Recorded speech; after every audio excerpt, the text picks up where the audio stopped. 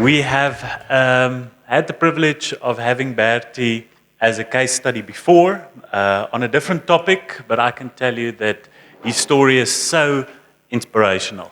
And he's a visionary leader, and where his company and the group of companies he's leading is heading towards is mind-boggling, mind-blowing, and you're going to hear some of that story today. So can we give a LifeWork Leadership welcome to Bertie Lourens.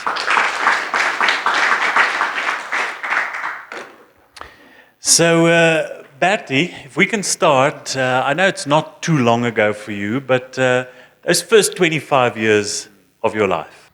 So I grew up in a poor to medium income home in Nigel, which is a mining town in the Far East Rand. And I remember we're so far east, we used to call each other China. So, but I mean, the way that you learn math is you must say how many bullets are in a 9mm parabellum, and if you can say 9, you pass. So it was rough, and my dad was not very successful at anything he touched. And after he got retrenched from his job, he put his hands to business, and every single venture failed. And he didn't stop trying, he just kept failing. And so I think that's helped shape the way I felt about business. That, first of all, it's not going to be easy, and you need lots of help. One thing my dad never did is he never asked for help. And he always found the reasons to blame circumstances and people for the failure. So, and I'm glad that I saw that, and I realized that's the one thing I want to make sure that I never do. So, first of all, I didn't have a dad that mentored me on good business, so from a starting point, I know that I know very little about business, and if I wanted to do business, I needed to ask someone else. And then I saw my mom working really hard at some stage, 3 jobs. So it's the full-time job and then 2 kind of part-times. And I remember she would put lots of effort into doing weddings, flowers, food, and clothing for weddings. And she'll come home on a Friday, she'll work throughout the weekend. She'll pack up on a Sunday night just to be back at work. And at some stage, she took a job in PE, and so she would leave home at 4 in the morning, get on a flight to PE, be in PE the whole week, come back Friday, do a wedding over the weekend, and then press repeat. So, but I saw there that through really hard work and dedication, you can still do much. While my dad was failing at business, she committed to still get us through school and even make money available for university. So that was a good lesson. So, were you one of the fortunate ones to go to the army, or did you go and study? And what did you go and study? So I chose to go study for that only reason, to skip army. And then in my standard 10 here, they did away with the army. I already enrolled to go study. I couldn't maneuver out of it, so I went for it. I gave it my best in year 1. And in the beginning of year 2, I sat with my parents and I said, guys, I really think I'm wasting your money. I shouldn't do this. And they said, okay, one condition, you're on your own financially. If you're willing to carry yourself, then you can leave. So I did. Where did you start your career then? What did you start doing? So I decided I wanted to get rich really quickly. So the earlier I start, the better. And so I need to move into a city. So I really had 3 choices: Joburg, Durban, Cape Town. Joburg I felt was a little bit rough. And Durban was too hot, so I chose Cape Town. So I got in my car, I drove down to Cape Town and started looking for jobs there. Do you want to tell us any of those first jobs? Yeah, so of course you have to find the get-rich-quick schemes. So I decided to go for the vacuum cleaner salesman job. So I dedicated 8 years of my life to that because I really believe I could get rich quite quickly. So before he sells a vacuum cleaner to us, Let's ask him about his wife and his kids. You know, when did you meet your wife and start a family? Yeah, so luckily that was after I got saved, and it was in my early 20s. So, and also after several relational failures. And I could just remember there was a specific time after another relational disappointment, I said to God, I am not interested to pursue a relationship with a woman any longer, neither a man. And if it's your intention for me to get married, please send her to me and drop her down right in front of me. I'm not going to pursue. So I did some social distancing from women for a while. And then I did a friend a favor one day to go pick up 2 volunteers from the airport. And they were coming in from Canada to do some volunteering work at an AIDS clinic. And one of them is my wife now. So myself and another bold friend, we picked up these 2 girls from Canada. And we took them to their house that they were going to stay. And we said, look, Shame, if you feel lonely over weekends, we've got a big social circle. We'll just invite you in and you'll meet friends. So they called and they came and they kept coming every weekend. And after a month, I felt the Holy Spirit said something to me in my heart about this one girl. So God did exactly what I asked him. He came and he dropped a woman in front of me all the way from Vancouver. And then he spoke to me after a month. And from what I felt God say to me there, I was ready to marry her. I knew her a month. I didn't know her parents, her friends, her background, nothing. Wow. And that's how he did it. We got 4 kids now. Wow. Yeah. When did Jesus become real to you on that journey? So I got saved in His people in Cape Town, and something that was very clear there, when you make a choice to follow Him, you have to go through Bible school to understand what you did. And they just kept pushing that, and I'm so glad today for that. So I went to the 2-year Bible school, which is 1 night a week for 2 years.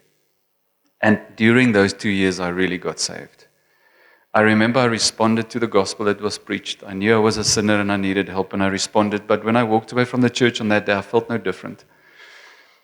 But I remember at the end of the 2 years, I knew something was different. So something happened there. And it's understanding who Jesus is, how He lived on earth, what He preached, and my responsibility that I have to respond to whatever He preached and lived. In that process, I felt I got saved. So at the end of the 2 years, I had a very good understanding of who Jesus is, who I am, and the way that I should live my life. Yeah. So you would say those 2 years definitely shaped your worldview, the way you looked at life and business as well? Yeah, definitely. Everything.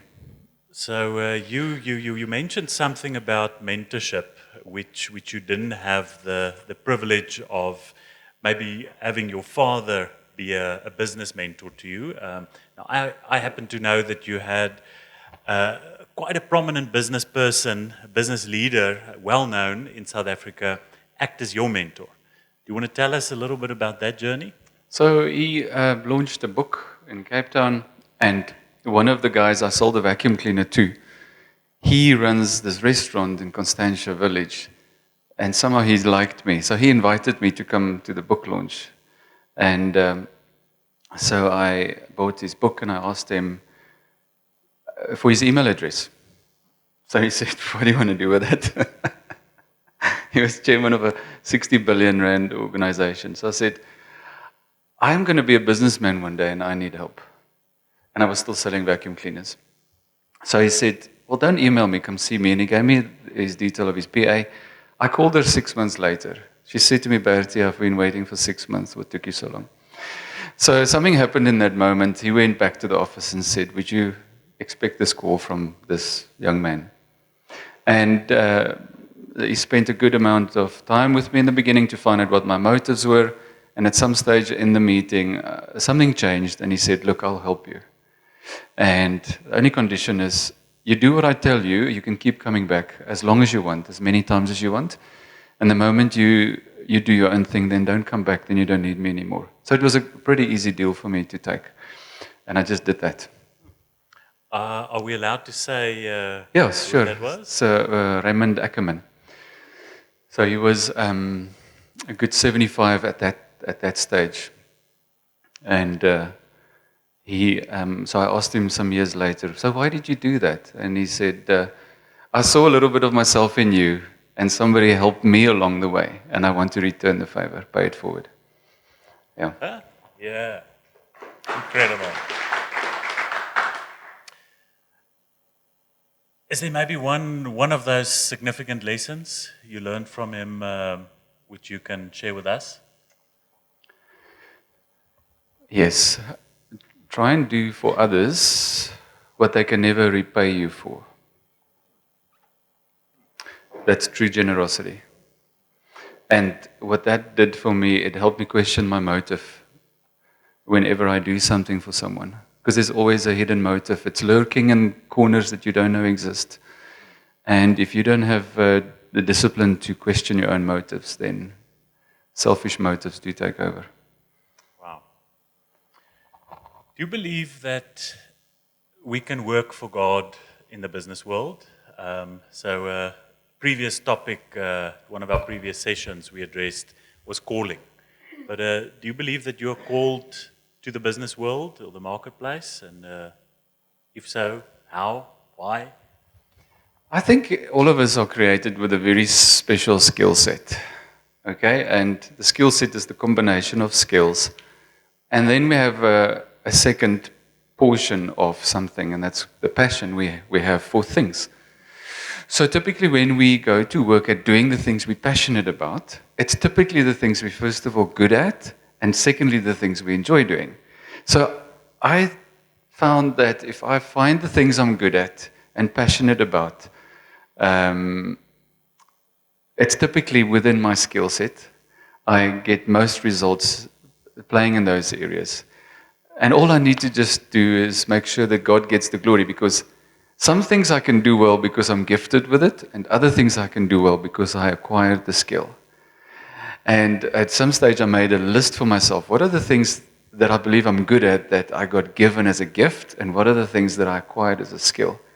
And those gifts are really the things that started showing me what my calling might be, just the outline of more or less what my calling could be. And it's in figuring that out that I realized maybe I'm called to do business. Because I love selling, I love taking risk, I love solving problems, and a whole lot of things that you need to be an entrepreneur. And so I just kept pursuing that. Now, talking about business, your 2 minutes of airtime to tell us what is Waste Plan and what are you guys doing? Maybe when did it start, and how many people you employ now, and what? So I had I first met Raymond. He started helping me understand what business is. A friend gave me an idea one day that many companies in the food and beverage industries have a problem with getting rid of their waste, recycling their waste. So Waste Plan manages waste on behalf of waste generators, which is now not just food companies anymore, but any company that has waste. In that process of solving waste problems for clients, we found out that we actually take a liability stream and we turn it into an asset stream.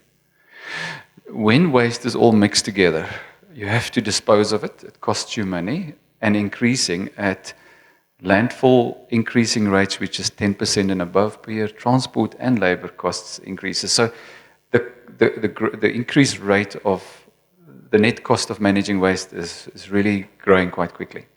If you manage it correctly, you keep all your waste streams separate, you could potentially turn the entire liability stream into several asset streams. Some of those streams generate income now, and some of them you might be able to get rid of it at no cost. So there's a financial net positive. If you manage your streams correctly, most companies have the production engineering manager who has to worry about waste, and that's why they're quite keen to outsource it to professionals. But we found that we're converting waste into opportunities. What opportunities? Opportunities for the staff that work for us to have jobs. Because you need one eye and 9 fingers and a great attitude to work there. You don't need any qualification. You don't need to even be able to speak English. But if you can arrive and you can work and you can be happy about your job, you've got a job. So those opportunities for this massive pool of unemployed and unemployable people. So we now believe we are uplifting lives through converting waste into opportunities. In about 7 cities, about 1,700 staff. 1,700 formerly mostly unemployable people, Probably, which you guys are employing now. And we had a coffee a few weeks ago, and Bertie started drawing diagrams there on a whiteboard, and I pretended to understand half of the stuff he was drawing, but it was partly the vision and where they're going. And within the next 3 to 5 years, the plan is, and with all these new things that's going to join, they will probably, if it happens, when it happens, employ over 7,000 people. Can we give God a hand for that? From a vacuum salesman, who was a very good one, apparently, and being on this mentorship journey, going to Bible school, meeting the Lord, also having his worldview, first of all, biblically changed, but then also in how to do business. So there was a certain dilemma, and you can see he's becoming more and more humble as well as this talk is progressing. So lowering his seat. In the beginning years of Wasteplan, we've all been there, started new companies, and you're desperate for clients and for new business and hanging on to that new business. There was one dilemma you guys faced where, if you don't mind, maybe sharing that with us. Another thing Raymond taught me is when you land a client, you acquire a client, you fight like crazy to hold on to him. You never let him go. So we had a prominent shopping mall as a client, and we're in the beginning years, and we started servicing in the client in a very crafty, manipulative and manipulating way, kept pushing us to put more services into this contract, which I would say yes to, because I say yes easily. And one day we took stock and we were losing about 50,000 a month, and that was in probably 2006. And then we had this dilemma, what do we do with this? Because every 1,000 rand is a lot of money. Now we're losing 50. And the contract was 2 or 3 years, and we had to see this contract out at those losses. So the dilemma was what we do with that. We're now losing money of that proportion in a young startup, and the client fully understood what he did. He's got us fully painted into a corner, and he's enjoying all of that. So, one of our favorite practices here in LifeWork is we have very intelligent people in the room and even more intelligent people online. But in our tribes, we're going to discuss for a few minutes what we would have done in that Exco boardroom at that time in 2006. It's one of your first biggest clients. He kept on increasing the scope of work, and you kept on saying yes, yes, yes, because you're so happy for that contract and for the business. And then probably the finance person came back and said, whoa, 50,000 rands loss per month. So what is our decision? And who's going to be assigned to go and talk to this client, if at all? Let's take a few minutes in the breakout rooms and around the tables to discuss this dilemma. Bertie, tell us, how did this play out? What did you end up doing? So first I would like to maybe consult with that team at the back. They might have some advice for future problems. So of course, I think we're in our 3rd year of business, so you're insecure and you don't quite know how to do good business. So we didn't do any of those things, and we maybe should have. The only thing I could think of doing was to ask advice from friends around me. And one of the individuals was, he had a great business, and I looked up to him, and he said to me, first of all, you're going to honor your word because you're the one who said yes to all these services. And secondly, you are going to bend over backwards even a little bit more.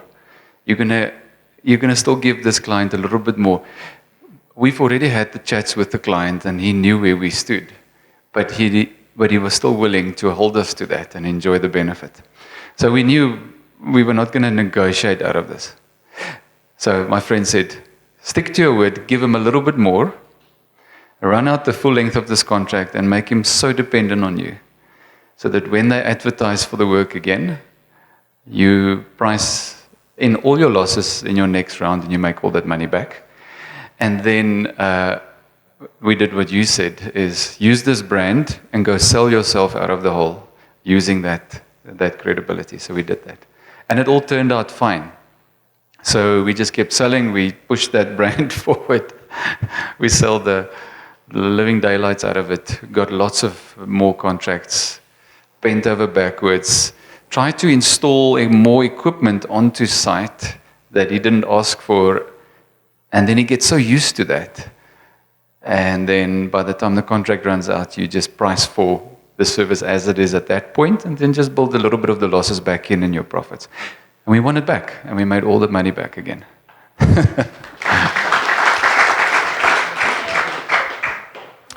So that is Waste Plan, and I know there's another dream which you guys realized a year or two ago in starting Nika. Do you mind telling us what are you dreaming about there at Nika? Yes, so the background behind Nika is I got arrogant in the process. So more or less by 2011, things worked out quite well. If you have a great mentor, you do what he tells you, it's going to work out well. And so because of all that successes, I started believing that I was great. And you know that saying, if someone tells you you're a fool long enough, you'll believe it. And the flip side is also true. If someone tells you you're amazing long enough, you're going to believe it. And so with all the successes, my friends started telling me how amazing I was, and eventually I started believing it. So my decision-making was not a good business anymore, but it was driven by pride. We would start saying yes to contracts because it would make us look good. Say yes to blue chip company contracts. Marginal contracts because it's going to make us look good. And so one contract nearly killed us. In 2011, we were losing 400,000 a month. And if we walked out of this contract, it was with the city of Cape Town. They can sue us for about 100 million. So we were just in a corner. So I surrendered. I sat before God and I completely surrendered. And I felt God show me my sin in letting pride drive the decision-making. I surrendered the business, my decision-making, my skills, my aspirations, my dreams and everything, and asked Him to take over if He wants me to continue doing business.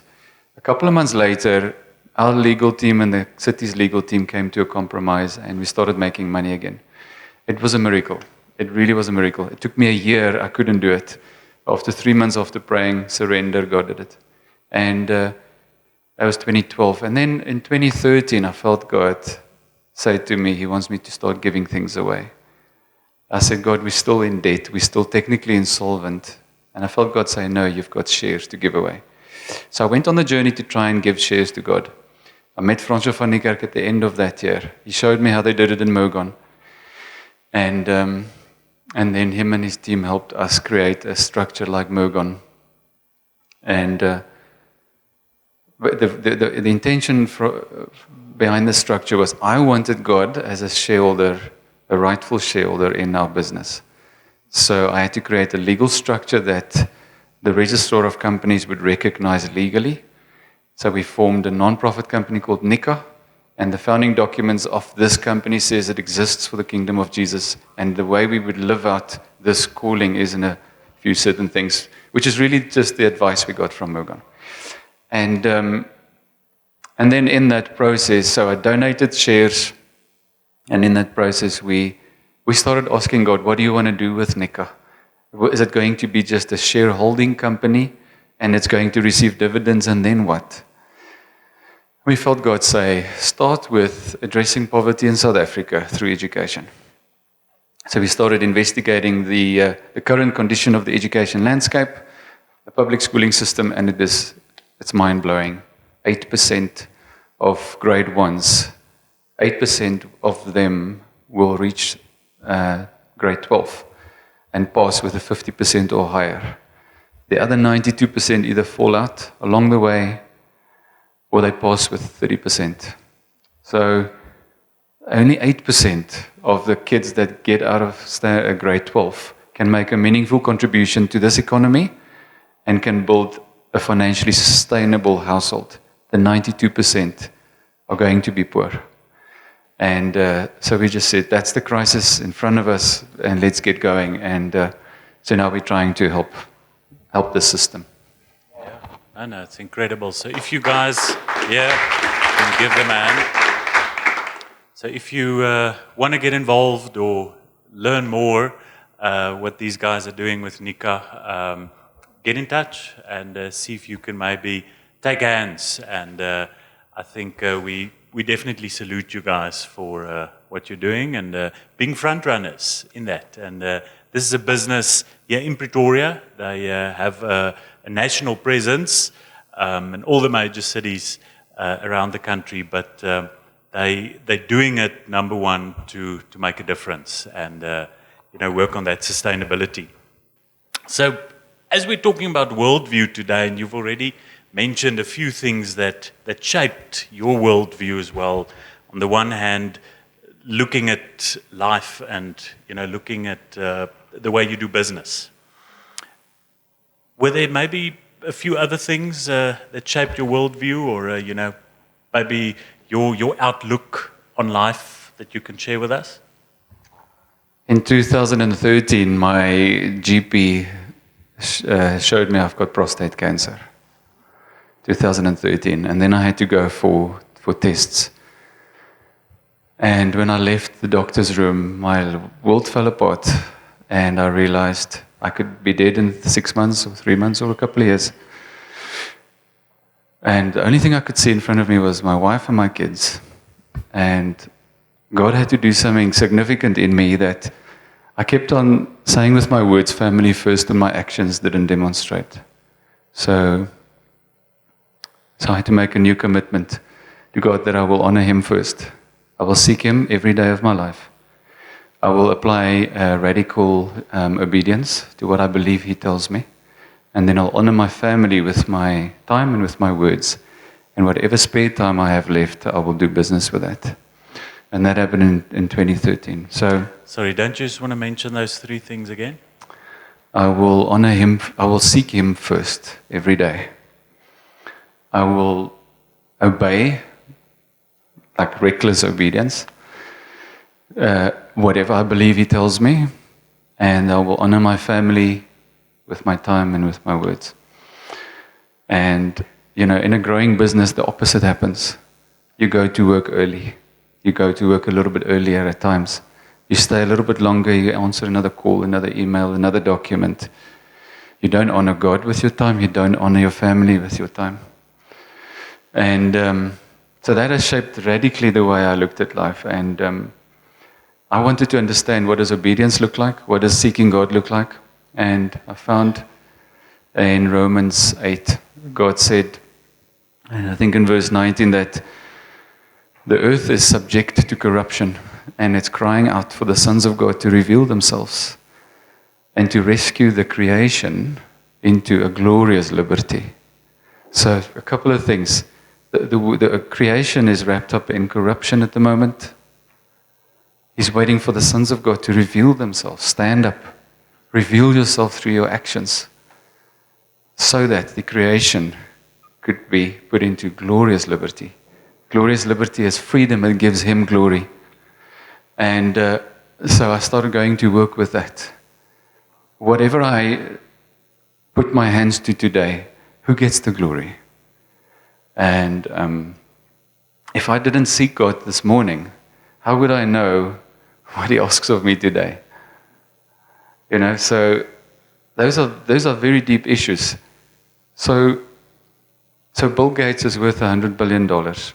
If Bill Gates was my dad, how would I go to work? If he's got an asset base that he's handing over to me to steward on his behalf or the family's behalf, how would I go to work every day stewarding that asset? I'll ask him.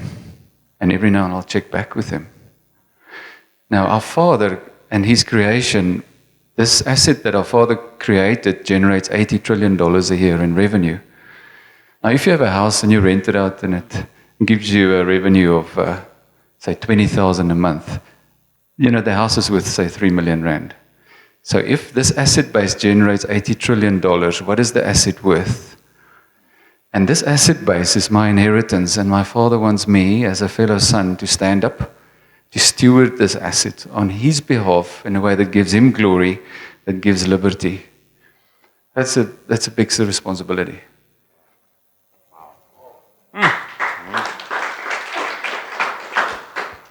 We are in a very peculiar, uncertain time, and not only in our country but globally. Any famous last words of advice to the business leaders in the room and even online? So somewhere in Psalms, David said, "The angel of the Lord encamps around those who fear Him." And we know that the beginning of wisdom is the fear of the Lord. I think if we all have a healthy fear of Him as Father, and we seek Him, and we seek the kingdom of Jesus first, He will give us the exact answer to whatever the problem is that we're facing here. I don't think we should panic. Yeah. Thank you so much, Bertie, for your time. Maybe we can allow one or two questions from the audience. Anyone brave or bold enough?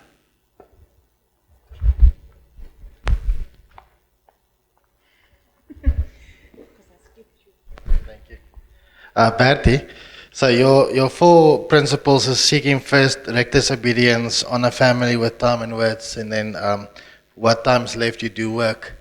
The seeking first part, does your day start with God? Yes, it does. And I don't think we can make a doctrine out of that. David did that because he said, "First I seek you." And the way that God speaks about David is in a very, very special way with lots of endearment. I would like to have that relationship with God, so I decided to do the same. Yeah. Sorry, 2 questions. What happened with your prostate cancer after that? Oh, so I saw the doc the Wednesday. I sat in church on Sunday, and I said to God, "Would you just say something, please?" And God said to me, "My son, no prostate cancer." And the growth is gone, because I had a big growth on my prostate. And then I arrived the next Thursday in the urology hospital, and after a full day of tests, they came back and said, "What you're doing here, you're clogging the system. You've got a mild prostate infection." So, and who knows if it was cancer? It's not important. It's important what happened here. So I walked out of there, and I knew I could be on borrowed time, and I need to take my commitment serious that I made him.